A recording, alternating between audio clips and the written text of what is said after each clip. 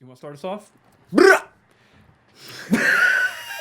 that was more aggressive and I wasn't ready for that. Holy cow. Welcome back! Wait, are we calling this a Jerry Rig podcast or a DCG podcast? I'm so confused now. It's not going on jerry-rigged, so... Welcome back to the DCG podcast with your boy, Long Rod Von Hugendong, and his sidekick, Jerry Curl. Okay, I like it. I'll take it. Whatever. It's better than nothing. My dick is small. This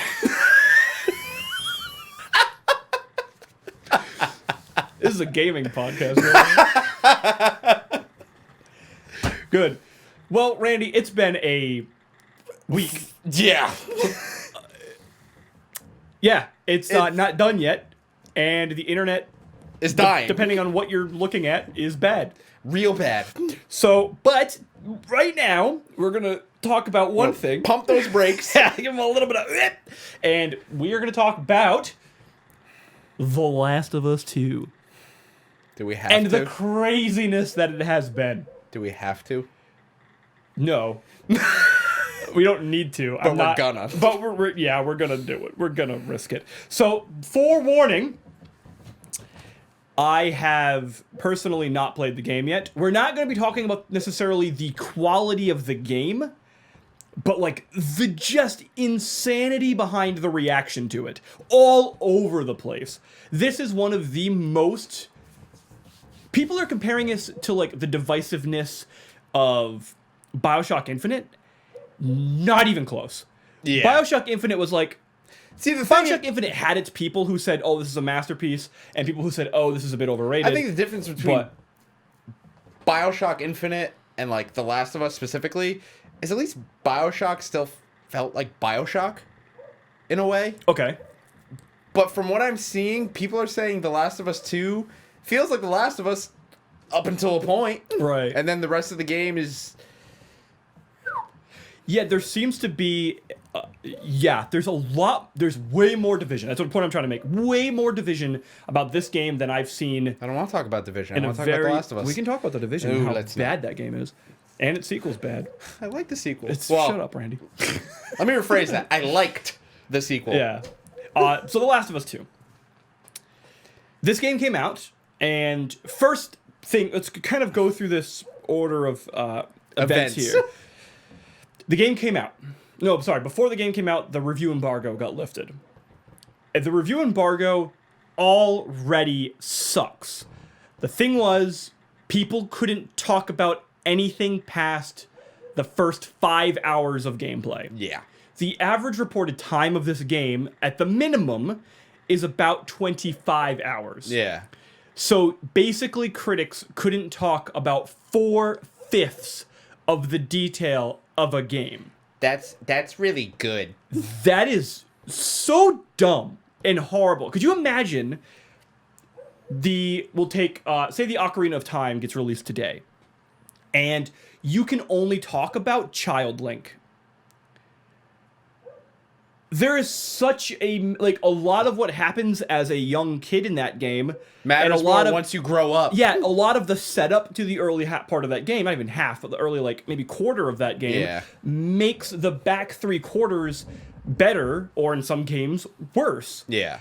In this case, we're talking about a hugely narrative-driven game. This isn't and people couldn't talk about 4/5 of it. Do you remember when the first 2016 Doom came out? Remember the embargo for that? 2016 Doom? Yeah. No, I don't. You don't remember that? The embargo was lifted like the day before the game Oh, came out. yeah. Okay, I remember now. Yeah. Like, the difference between that and this is Doom 2016 came out good. Or at least not as divisive. Yeah. I guess for me, part of my problem, like right out the gate when that was like announced, was like, I understand you want to keep this story-driven experience like pretty secluded to the people that are going to play it. But there are some people that just want to watch a review that really gives an in-depth analysis of the whole game. If you're requiring people to only talk about the beginning, basically, you're not getting a good basis for what the game is. Like, yeah, because no, what I'm not saying is that reviewers should be encouraged or even necessarily allowed. I think they should be allowed to spoil the game if they want to. Yeah. But I'm not saying people should be encouraged to spoil the game. I think people are having an embargo where you cannot talk about maybe the finale of the game. Yeah, let's say the last mission. Yeah, or you tell them, like, the final chapters you can't talk about, or we don't want you to talk about the story not necessarily in detail, as in, like, we don't want you to criticize or discuss, like, part elements of it, but we don't want you to discuss the actual moment-to-moment narrative itself. Like, the actual details the characters of go what the rest through. of the game leads up But to. you should be able to talk about the whole overarching thing as a piece. Yeah. And what you got in the reviews was a ton of people saying, this is possibly the best game ever made. This is the best game of this generation, hands down. And this is a masterpiece that'll forever change gaming going forward. But then you have this subset of critics at that same time who reviewed the game, who had to say, basically along the lines of, the first half is great, the back half is bad, and I can't tell you why. That's a problem. And I'm talking about that from a customer perspective. I'll be honest, I don't care about Naughty Dog's perspective entirely here. I care about this from a critical analysis perspective. You're not selling me on your game. And having an embargo like that alone doesn't sell me on the game. Why do people get funny when Nintendo doesn't allow for reviews to go up until the moment the game goes live internationally? Because it's worrisome. Yeah, Pokemon was the same thing. People were genuinely worried about the quality of Pokemon Sword and Shield because of that alone. Irregardless of how Pokemon turns out, people are going to go in skeptical and cynical, which already colors like a jaded perspective on the whole situation. Let's like look at it like movies or something. Let's say Empire Strikes Back is coming off A New Hope. You hear nothing about Empire Strikes Back until the day that movie comes out, and you're somebody who is just getting into this franchise off of that first movie, technically the fourth movie, that first movie, and now you have to wait till the day of to find out if it's even worth seeing. Because, let's be real, there's a lot of the world that cares about that critical opinion because they want to go in with at least some idea of what they might expect. Yeah, the thing is, we love hype. We as people love hype. Yes, we do. Especially when we're excited about something. Like, we want to... This is the thing that I'm trying to point across here, too. I'm not saying that we need to go into games cynical or whatever. I'm saying we need to go into games critical, sure. Yeah. But we need to go into games... When we go into games, if it's something we're already excited about, we want to be able to present this more excitedly. And that hype kind of compiles on itself. Yeah. Star Wars is a perfect example because Star Wars did get hyped for The Empire Strikes Back. When you talk about like movie reviews, sometimes Siskel and Ebert at the movies, for example, they would be talking about a movie like the week before it comes out. And that is a very large impact on whether people would either, even if that doesn't change how many people go see it or not, it at least provides a benchmark that you know as a general consumer or customer, what am I getting myself into? Because I want to know sometimes, is this like The Last of Us? The Last of Us Part 2, perfect example. I'll be completely honest. I think The Last of Us Part 1 is one of the most overrated games out there. I think it's a fine overall story. I don't think the story is incredible, but I like it. I love the relationship between Joel and Ellie. That's the key point for me. And I think the ending is one of the best video game endings out there. And the combat is really miss. So yeah, I'm going into this like, I would like to like you. I don't love you yet. So when you have a review embargo, sorry, just to finish this thought, when you have a review embargo that's set to where people can't tell me about the whole thing, it's a little worrying to me, because the first game ended on genuinely one of the best endings in video game history. I don't think anyone would argue that. No, even people like me who don't like the story, that's one of the best parts ever. To then be able to say I can't talk about 4/5 of the story, the part that I specifically have a lot of qualms with, or didn't love, I should say, and then the gameplay, which people could talk about pretty openly for the most part, it doesn't make me love this product. And it doesn't make me jump to buy it. No. In fact, it makes me more worried. Yeah. So, you say it's one of the most overrated games. I think it is by far the most overrated game I've ever encountered in my life. Like, my brother loves it. Riley loves The Last of Us. Yeah. A lot of people do. I get it. I really get it. And I've said this before on the podcast. I am somebody who prefers gameplay over story. Mm-hmm. I think the story of The Last of Us is actually... It's good. It's really good.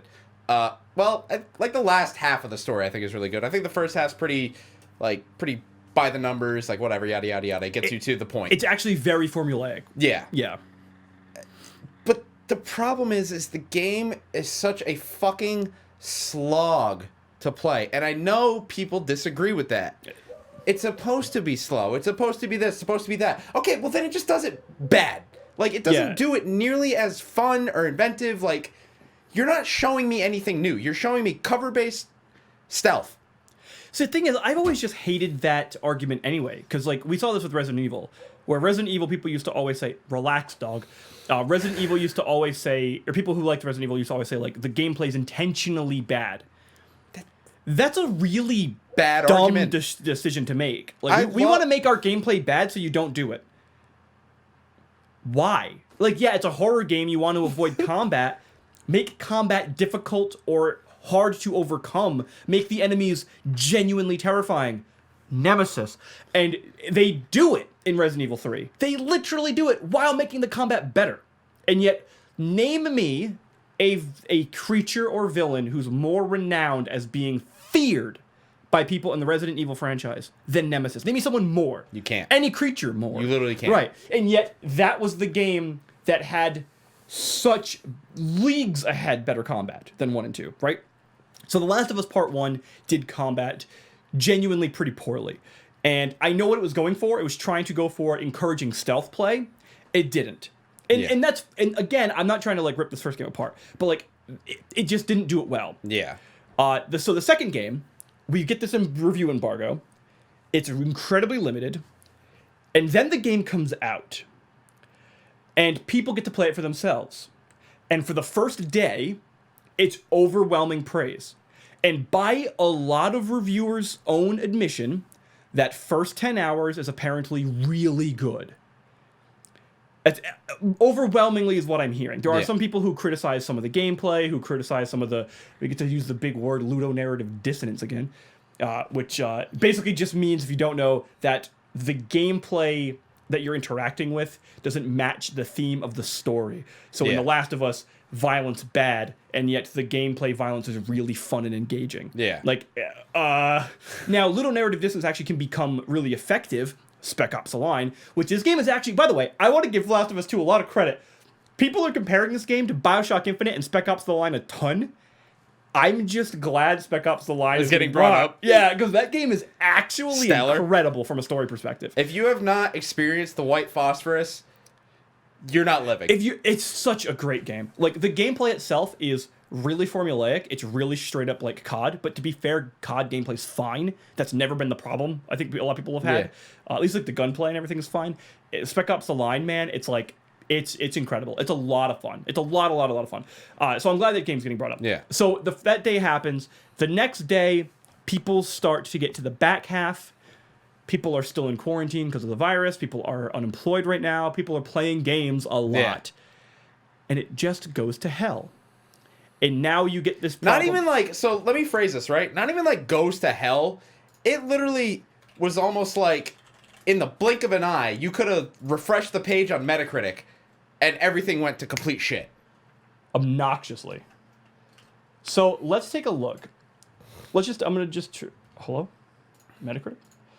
So I'm going to go to 2 websites right now. Let's just take a look at as of the recording of this right now, which is what, Friday, 6/26. So it'll probably go up tomorrow or the day after. I type in The Last of Us 2. Oh, I have to type in The Last of Us II.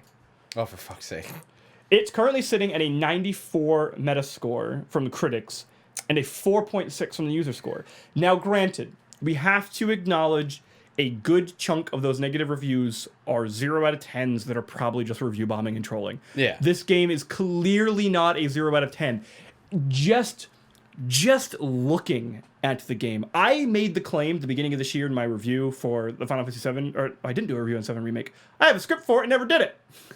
Well, I wrote this out. You have to trust me. We talked about the 7 Remake. Yeah. It is the demo. It was at the time, I think, the most beautiful game made. Except for some of the really bad graphical moments in it. This is by far the best looking game on the market, I think, ever. You look at some of this gameplay and you look at how good it looks. It is insane. That alone makes it like not a 0, right? Yeah. Like there's way it's already, you get at least 3 points out of graphical fidelity alone for pushing the mark that far on the end of a generation, by the way. Yeah. Which is one of the things that The Last of Us originally got a lot of praise for. And it rightfully deserves. Like, The Last of Us Part 1 looks incredible for the time. 2012? It was right at the end of the PS3. Like, the last year of the PS3. So, we get that, and then we have a look at OpenCritic. So, by the way, this is the point I'm trying to make here, is that for the first 3 or 4-ish days, this game was renowned entirely by everybody as a masterpiece. So OpenCritic, I don't think does public critical scores, but the game has a 95 as well. And yet, if you were to look up right now The Last of Us Part 2 reviews, or The Last of Us Part 2, it's overwhelmingly this kind of reviled reaction to the actual game. And this is what happens when you kind of hold the most important part, i.e. the story of this game, close, and people can't talk about it. They can't talk about the details of why certain elements of it don't work, or don't work as well as people like to claim. So, which leads me into my point. So, we're neglecting to mention a pretty big elephant in the room, right? Sponsored by Full Throttle. Oh, good God. Not really. Put us up. I looked at your camera. You're not even facing me. So, a few weeks before this embargo, we ended up getting a leak. Oh, it was like a month ago, yeah. Yeah, a pretty hefty leak. And not even like a leak that could have been brushed away, just don't look at it, you won't miss a thing. It was a entire synopsis of the story of The Last of Us 2. It was every cutscene in the game. Which is a lot, by the way. Now, it was like 5 hours. It was as much content as the reviewers were allowed to talk about on the review. Yeah. That's how much of this leak was. Yeah. So, the big thing was, even from those leaks, so let's be real. As much as we say we don't want to look at leaks, I'll use me as an example. I play the shit out of Pokemon. I always have. I find it very hard for me to resist a leak. I try so hard. But if it's something that has to do with like competitive, or like a Pokemon gets a new ability or something, I want to know so I can plan for it. So like everyone looks at a leak every now and then because there is just something you're that passionate about. Or you get things spoiled in thumbnails of people's videos. Yeah, can we stop that, by the way, please? Yeah, especially starter Pokemon. I hate that. So the reaction to the leaks and a couple other things that I won't get into because it's not really pertinent to what we're talking about at the moment, but the reaction to just the leak, the fans lost their fucking minds. Like, it was overwhelmingly negative. Like, how could you do this to? I'm not gonna say because I'm not gonna spoil. Let's not do spoilers. Even though people pretty much know it by now, but still. My thing is, and maybe this is just me that noticed it. Did you notice how kind of piss poor Naughty Dog dealt with it? Like, they put out like a tweet. Yeah. And that was it. Yeah. Never acknowledged that any of it might be true. Never acknowledged that they were going to find the person who did it. Which, by the way, you still never did. I think they did. I don't think. I think the publisher. It was someone from the publisher. I think it was. I think Sony found them. I could be wrong, but I think Sony found them. So they basically put out this twit longer. Yeah. That was it. And nothing. It was literally about how disappointed they were about it, basically. That it got out. So here's the thing, right? They put that out and they say they're disappointed. The thing that went off in my head is, why would you not? Now, again, I also am realizing this could have just made it worse had the game come out and without me spoiling anything, the things did come to fruition that were in that leak. Right. Oh, they were clearly real. Yeah. Why not try to deter the feelings at that point? Like, I feel like me as a developer, if my whole thing got leaked, I would try to just be like, these are things we're working on. These were in development cutscenes. Like, again, I know this could have, in the long run, just ended up worse. Yeah. But we're already in worse. Like, this game... Like, fuck the Bioshock Infinite comparison. This isn't even fucking close. Like... It's really not. Like, this is... Like, Bioshock Infinite was getting crap from... Like, some crap from critics as being a bit pretentious and a bit predictable. Yeah. Out the gate. As someone who... You and Riley witnessed it, that I called the ending like halfway through. There's a certain moment with a baby, and it's instantly revealed. If you see it, now granted, part of that is like certain parts of the narrative, certain people pay attention to certain different things, and it depends on who you are and how your mind works. You have to catch certain details that other people don't catch. This, though, was... So I think the real point we're trying to get to here is there's this leak, this massive set of leaks. Every cutscene in the game basically gets leaked, about 5 or so hours worth of content. People aren't happy about the way the plot is going. And then the game comes out, right before the game comes out, then the reviews come out, and they can't talk about the story. The thing that people are already not happy about. Then the game comes out, people play the story, and realize, yep, this is what you get. The thing that you were worried about is real. Or not even just it's not even like one moment. I think people are really blowing this out of proportion to like this one key moment everyone's latching onto that everyone doesn't like. But in reality, it really appears to be the whole overarching thing of the character development. Yeah. And again, I'm not talking here to like the quality of the game, but this has exposed more than ever. There is a clear disconnect to a critical review, to a fan playing a game, and I don't think there needs to be as big of a divide. We just recently saw this, I think last year or the year before, with The Last Jedi. That got critically beloved. And however, it's probably the most hated Star Wars game or movie since the prequels, if not including the prequels. Honestly, it's incredible, and it's part of the reason why I haven't even watched it yet. I haven't watched the last two, but it's because you're not missing much. But part of me is just like, dude, I just don't even care anymore. Like, I've gone the apathetic route of like, it's so chaotic on like people's views of it that I don't even I want to see it at some point, but like I'm just like, oh, clearly I can wait. Yeah. The thing though, with this, is critics coming out and comparing this to thing. I know it's kind of joking, but like, or kind of become a meme now. But people comparing this to Schindler's List is like insane. That's a real thing. If you didn't see it, by the way. Do I have it in this? Do I have it in the Google Doc, by the way? It's insane. Oh my god, that's fucking awesome. Yeah, genuinely, someone compared it to. Someone said it's like in the basically in a day where most games are John Wick. This is Schindler's List. By the way, I mean that's John Wick's also great though. Can we get like a John Wick game? Yeah, that'd be great. That'd be fucking. Actually, I think there is a 2D one. But so here's the thing, though. Here's the thing. We know the plot of The Last of Us Part 2. Even if you try to dodge it. Yeah. So you have this issue where people don't like it. You have this issue where critics are calling it a masterpiece. And I think the real reason critics are going down this route is I've seen this come up a couple times, critics are obsessed with trying to currently prove that video games are high art. My honest recommendation to critics here. Stop. We all know video games are high art. We know it. Here's the thing. You don't have to try to oversell it. You know what makes movies so powerful? From a critical perspective. They're not trying to sell you on the fact that movies are good. Yeah. We all know there are good movies and bad movies, and there are good movies. The thing is, every movie's trying to be part of the legacy of cinema. Right. Video games trying... And Tommy Wiseau is winning. Easily. But, like, a movie is trying to be a good movie.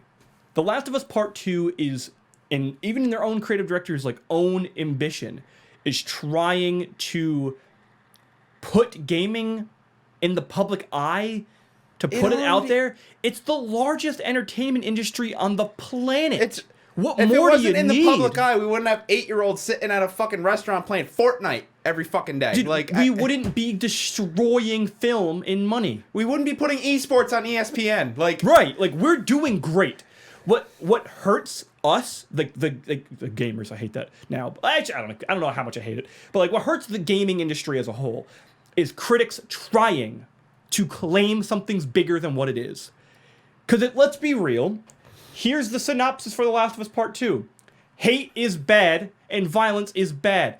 I didn't take that, by the way. That's the creative director Neil Druckmann's own words. This is a thing about hate and how bad hate is. You're telling me the story we tell 4-year-old children. yeah. By the way, you beating up your friend is bad. Great.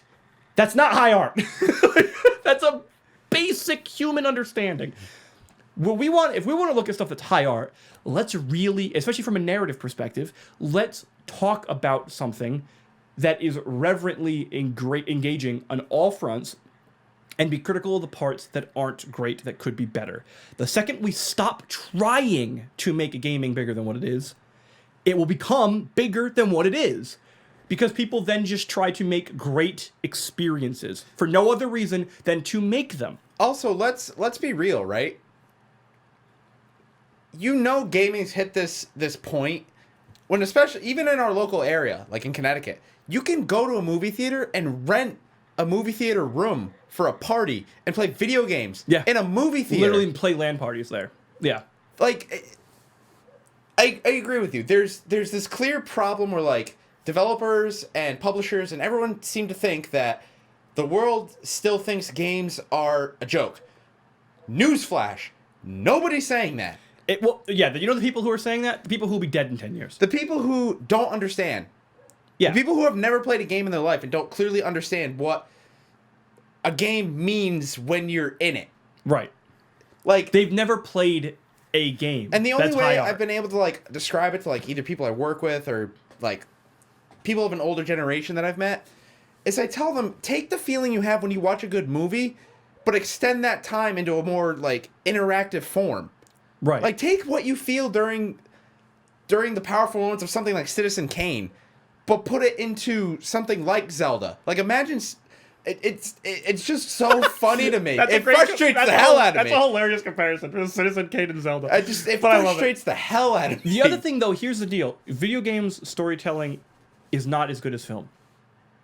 Yet. Yeah. It could be. It can be. Stop trying to say it is. This is one thing, actually, Jim Sterling just recently did a video on this, kind of ironically but unironically bashing video games versus film comparisons. Yeah. But he's not wrong. Video games are nowhere near, like, the best video game stories are nowhere near the best film stories. No. They're not. Let's get there. Video games are still only like 30-ish years old. They are so young. Let's get there. Yeah. Let's stop trying to claim The Last of Us or any game right now has these narratives when clearly it doesn't. Because here's the thing. If it did, we wouldn't have this. That's the real crux of this. Is if this was a masterpiece, that wouldn't happen. Review bombing wouldn't happen like that. It would be across the board. Even if the studio wasn't notorious for their abhorrent crunch periods and their horrible treatment of their workers and the constant exodus from that company, even if all that crap didn't exist around the company, people would play a masterpiece and go, "Holy cow, I forgot about all this right now because I'm playing one of the greatest things on the planet." But they're not. How many times, like, perfect example, we're seeing an exact counter to this. Look at all the people who are right now, both critics we're also against The Last of Us, by the way, and other critics who are currently playing the first 5 hours of Cyberpunk right now. That is a company that is right now criticized for a lot of their crunch periods, for a lot of their behavior, and a lot of their business attitudes, at least from the development side of things, not from the customer side, because the customer side is great. And people are overwhelmingly adoring it. And these are people, included people, by the way, who didn't like The Last of Us. A lot of people who are general casual YouTubers who have just been sent in. They're like under 40K subscribers. Yeah. Or whatever. Like, which granted does create something because you could say like, oh, they want to say something good so they get more stuff and whatever. But like we're this is one of those things where now it does worry me. Are we going to hit the same thing with Cyberpunk? It's possible, but we're not seeing it from the same parties. Yeah. At all, anywhere near the people who typically would hate a game, who would normally go against the grain to do so, aren't. Yeah. Because sometimes something is just The Godfather. Like you don't go into The Godfather, walk out and go, yeah, it could have been better. Like you don't do it. It just doesn't happen. It doesn't happen. And sometimes we've had these games that hit, and I don't even want to say that Last of Us doesn't deserve praise. But let's compare it to other games that were considered masterpieces during their time. There was no divisiveness around Super Mario 3. There was no divisiveness around Ocarina of Time. There was no divisiveness around Final Fantasy VII. There was no divisiveness about a ton of other games that have happened before The Last of Us 2. Goes to show, maybe it's not a masterpiece. If it was, we wouldn't be having this talk. But it also goes to show, critics, stop trying to oversell these games. Sell them for what they are, and you will finally get the acknowledgement for gaming that you think it doesn't have. Yeah, like... And like I said, I don't have much more to say, but it doesn't need to be anything more than that. Like, you don't need to tote something as this golden child. Like, it's... Just say it's good. It's a good movie. Tell me why it's good, and we'll be done with it. Just give an honest review. Don't put all your stupid, fancy, hullabaloo fucking PR words in there that make it sound better than it fucking is. You could write a fucking one-paragraph review that literally says, this fucking game is good over and over again, and I'd be like, oh, okay, cool. Dude, you just sounded like Ricky from Trailer Park Boys. You hullabaloo words to make it sound better than it is. I think that's the best compliment you've ever given me in my life. That's our thoughts. I found it just very interesting to observe this massive disconnect. Interesting's a word for it. Yeah, it clearly people don't play games for the same reasons, which is understandable and fine. But if you want a good story game, go play Life is Strange. There you go. And Life is Strange 2. Yeah. So, that's it for me. What is that? I had no outro. I freaked out.